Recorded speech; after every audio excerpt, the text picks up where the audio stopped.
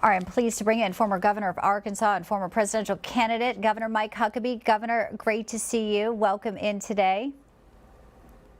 Well, great to be with you, Bianca. Thank you. I'm going to get your reaction to those names in just a minute, but first, it's official. It's a rematch, Trump-Biden. We know Trump had a fantastic presidency. There were no wars. Our border was safe. The economy was booming. Biden will try to make his sell again to voters today in Milwaukee. And the question about his mental cognitive ability, I think, has only gone stronger with Hur's testimony. I just want to put up part of the transcript yesterday. We did not get to hear it. Congress didn't get audio, but in part, I mean, Governor, they say that he was talking about his Corvette and Hur was like, I'd love to do this, but I have other questions. And at one point, Biden's making a car sound. When you read this, it's horrifying in some ways that the president maybe wasn't taking it seriously, or maybe it was something else more serious about his mental ability. Equally troubling was the fact that the Democrats in that hearing yesterday didn't hear anything Robert Hur said, and they made up stuff. Nadler and Schiff and Swalwell, I mean, Hank Johnson, they all just heard what they wanted to hear, repeated something that wasn't said, and talked about how Joe Biden was exonerated. Robert Hur was very explicitly clear that nobody was exonerated.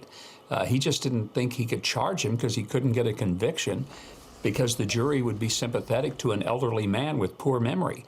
Now, one of two things has to be. Either Joe Biden is absolutely as competent as the Democrats say he is, and therefore he should be charged because he did, in fact, violate the law of the records.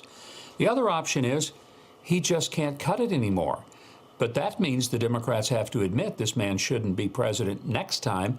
He shouldn't be president right now. He shouldn't be walking around with the nuclear codes. They can't have it both ways. Exactly. Jonathan Turley wrote that the Democrats were almost delusional in their line of questioning yesterday. I think that's pretty fitting. Not only did Trump win Georgia, we've been talking about the breaking news that some of these charges against him, Scott McAfee and Fulton County, have dropped. And a statement just in minutes ago from Trump's attorney, Stephen Sadow, I want to read it. It says the court made the correct legal decision to grant these.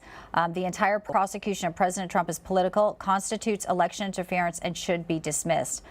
Your reaction to the judge's moves and the potential disqualification this week, Governor Fani Willis? Well, Bianca, it's a good start. I'm glad some of these charges have been dropped. They all ought to be dropped. They're nonsense. They are the result of a political attack on President Trump, trying to keep him off the ballot.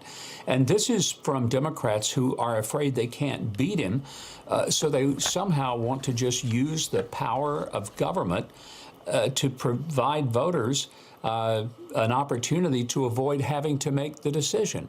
This is outrageous. It's an attack on the true sense of American